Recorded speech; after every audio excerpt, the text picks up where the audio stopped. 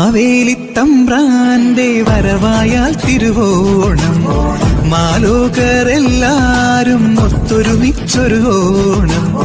പൊൻചിങ്ങം വന്നു പിറന്നേ പൊൻവെയിലിൽ കറ്റമെതിച്ചേ, പൊന്നമ്പല നടകൾ തുറന്നേ പൊൻകണി നിറയുമൊരുത്സവമായി. പൊന്നോണച്ചോറുണ്ണാനായി നീ വായോ പെണ്ണേ, പൊൻവയറു നിറച്ചു എല്ലാവർക്കും ഹൃദയം നിറഞ്ഞ ഓണാശംസകൾ. അപ്പൊ ഇപ്രാവശ്യത്തെ ഓണം എന്ന് പറയുന്നത് ഞങ്ങക്ക് സ്പെഷ്യലാണ്.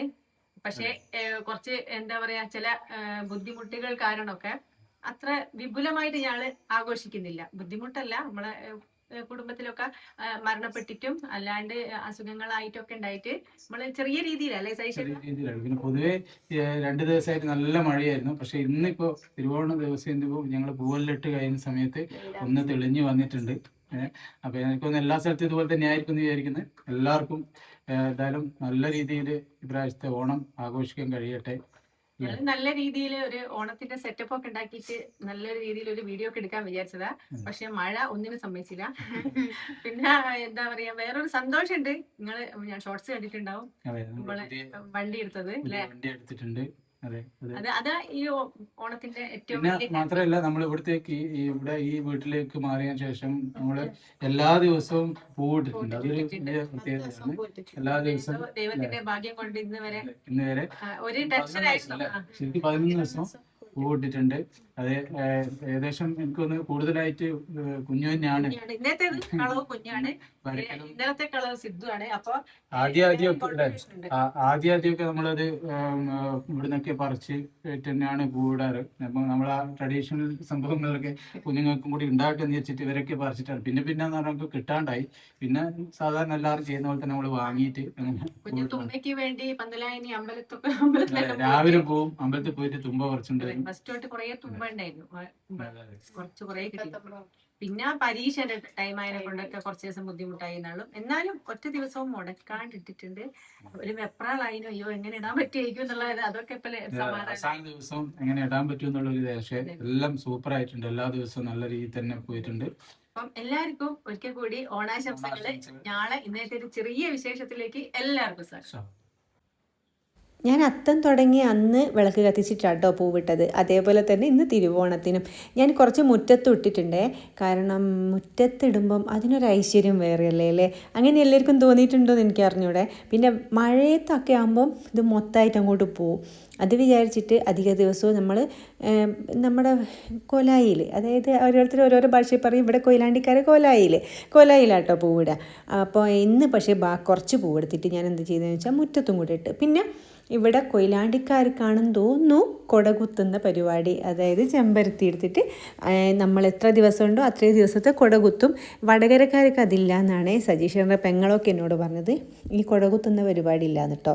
അപ്പോൾ ഇവിടെ പക്ഷേ ഇപ്പം 10 ദിവസമാണെങ്കിൽ 10 കുട കുത്തും ചെമ്പരത്തിനെ കൊണ്ട്.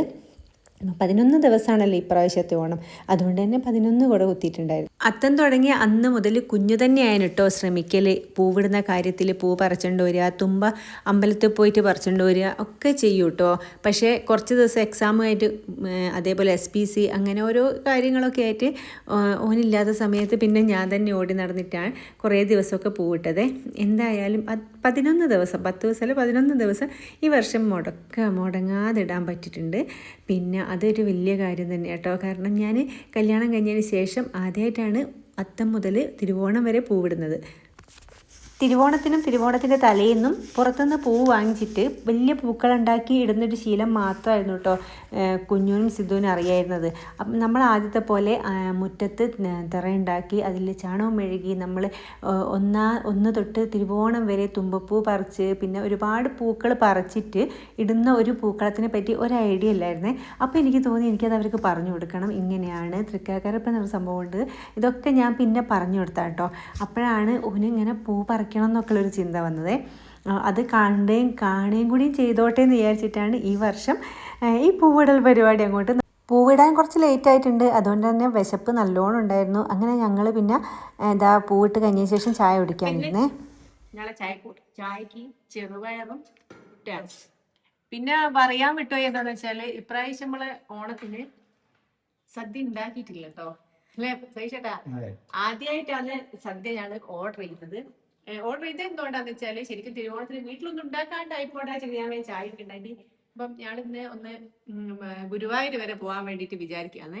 അപ്പം സദ്യ എല്ലാം ആക്കി വേസ്റ്റ് ആയി പോലെ ബാക്കി വേസ്റ്റും ആയി പോവും. പിന്നെ അതെല്ലാം കഴിഞ്ഞിട്ട് പോകുമ്പോഴത്തേക്ക് ലേറ്റ് ആവുകയും ചെയ്യും. അപ്പൊ ഞങ്ങൾ വിചാരിച്ച ഫുഡും കഴിച്ചിട്ട് ഇവിടുന്ന് ഇറങ്ങാന്നുള്ളൊരു പരിപാടിയിലാണ്. അപ്പൊ ഇപ്രാവശ്യത്തെ ഓണം ഇങ്ങനെയൊക്കെയാണ്. എനിക്കുണ്ടല്ലോ ഈ ചായ കുടിക്കുന്ന സമയത്തും ആകെയുള്ളൊരു ടെൻഷൻ എന്താണെന്ന് വെച്ചാൽ ഒരു ഡ്രസ്സൊന്നും എടുത്ത് വെച്ചിട്ടില്ല കേട്ടോ കൊണ്ടുപോകാൻ വേണ്ടിയിട്ടേ. ഇവിടെയാണ് വാഷിംഗ് മെഷീൻ ഓൾറെഡി കേടായി കിടക്കുകയാണ്, അതിൻ്റെ ബോർഡ് കംപ്ലൈൻ്റ് ആയിട്ട്. അപ്പോൾ ഇനി ഒരാഴ്ച കഴിഞ്ഞിട്ട് നമ്മൾ വാഷിംഗ് മെഷീൻ കിട്ടും കേട്ടോ. അതുകൊണ്ട് തന്നെ അലക്കുന്നത് ഡ്രയറിൽ ഇടാത്തതിനെ കൊണ്ട് ഒരു സാധനവും നന്നായിട്ട് ഉണങ്ങുന്നില്ല. അപ്പോൾ ഇങ്ങനെ സാധനങ്ങളൊക്കെ കൊണ്ടുപോകാനുള്ള കുറച്ച് തുണിയൊക്കെ ഉണ്ടായിരുന്നേ. അപ്പോൾ അതൊക്കെ ഞാനെടുത്ത് കുറച്ച് വെയിലത്തോട്ടിട്ട് 2 ദിവസമായിട്ട് വെയിലില്ലല്ലോ.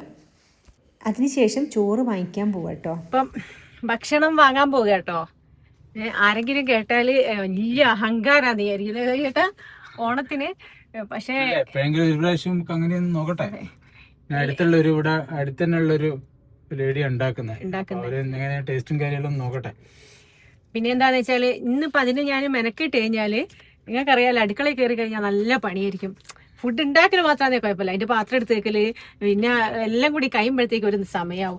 നേരത്തെ തന്നെ പെട്ടെന്ന് നമ്മൾ ഭക്ഷണം കഴിച്ചിട്ട് നമ്മള് ഗുരുവായൂർക്ക് പോവാന്ന് വിചാരിച്ചു. കാരണം ഇപ്പൊ എല്ലാവരും ഉള്ള സമയത്തല്ലേ നമുക്ക് പോകാൻ പറ്റുള്ളൂ. കൊറേ ഒന്നിച്ച് പോണെന്ന് വിചാരിക്കുന്നു. പിന്നെ അതെ നേരത്തെ ഇറങ്ങണമെങ്കിൽ ഈ പരിപാടി ഒക്കെ ഉള്ളൂ അല്ലേ. അതെ. പിന്നെ നമ്മള് വീട്ടിലുണ്ടാക്കുന്ന സമയത്ത് ഒരുപാട് ഐറ്റംസ് കൂടുതലായിട്ട് ഉണ്ടാകും. ഐറ്റംസ് അല്ല അധികമായിട്ട് ഉണ്ടാക്കും. പിന്നെ നമ്മള് രാത്രി എന്തായാലും ഇന്ന് വരില്ലല്ലോ, ഭക്ഷണം പിന്നെ ചീത്തയാവും, അങ്ങനെയൊക്കെ പ്രശ്നം ഉണ്ടാവും. ഇതാകുമ്പോൾ നമ്മൾ കറക്റ്റ് ആവശ്യമുള്ള ഭക്ഷണം കഴിക്കുക, നമ്മള് പോവാ. എനിക്ക് ആദ്യമായിട്ടല്ലേ നമ്മളിങ്ങനെ സദ്യ വാങ്ങുന്നത്. പിന്നെ ആണെങ്കിൽ എനിക്കൊരാഗ്രഹം ഉണ്ട് അതിനെ അങ്ങനെ ഒരാൾ ഉണ്ടായി തിന്നണമെന്ന്. നമ്മൾ തന്നെ മെനക്കെടുക എന്ന് പറയുമ്പോ നല്ല പണി. പിന്നെ ഓണത്തിന് പെണ്ണുങ്ങൾക്ക് ഒരിത്തിരി റെസ്റ്റും അല്ലേ. ഇപ്രാവശ്യം കിടക്കട്ടെ. അതെ തന്നെ. നല്ല ചോറും കറികളായിരുന്നു കേട്ടോ. ഒരു കറി പോലും മിസ്സായിട്ടില്ല.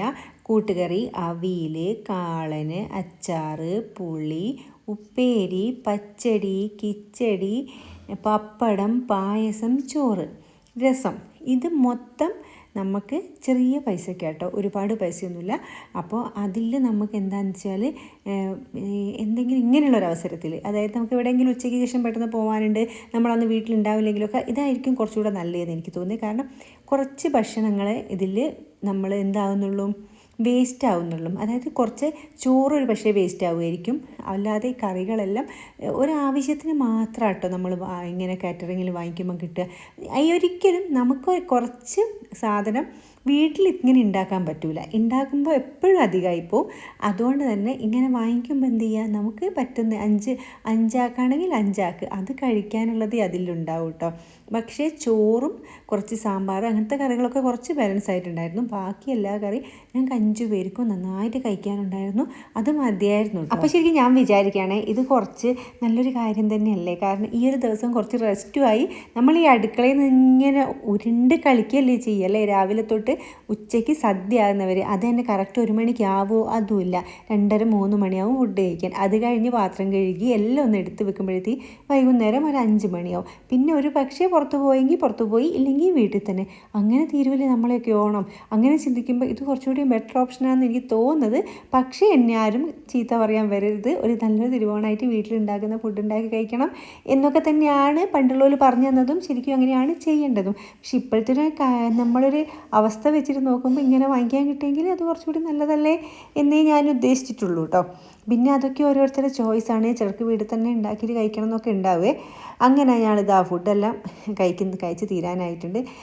അതിൽ നമുക്ക് ഇഷ്ടപ്പെട്ടൊരു സാധനം എന്ന് വെച്ചാൽ എനിക്ക് നമ്മുടെ കൈതച്ചക്കയുടെ പൈനാപ്പിൾ കിച്ചടി എന്ന് നമ്മുടെ നാട്ടിൽ പറയല്ലേ, പച്ചടി കിച്ചടി എന്തായാലും കുഴപ്പമില്ല. അപ്പോൾ അതാട്ടോ, അതെല്ലാം നല്ല സൂപ്പറായിട്ടുണ്ടായിരുന്നേ.